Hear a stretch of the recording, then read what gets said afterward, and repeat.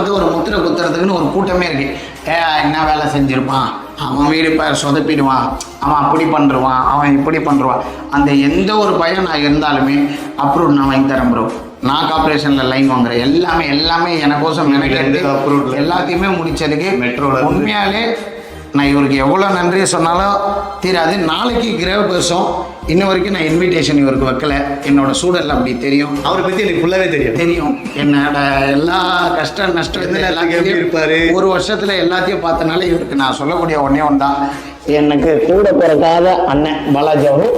இதை வந்து இந்த வீட்டுக்கோசம் வார்த்தைக்கோசம் சொல்ல, யாரையும் வந்து வார்த்தைக்கோசம் அண்ணான்னு சொல்ல முடியாது. மனசளவில் சொல்கிறேன். எங்கள் அண்ணா நான் ஃப்யூச்சரில் மறுபடியும் வீடு கட்டினாலும் எங்கள் அண்ணன்கிட்ட தான் கொடுப்பேன். எங்கள் அண்ணன் 10 ரூபா சாப்பிட்டாலும் எங்கள் அண்ணனே சாப்பிட்டோம்.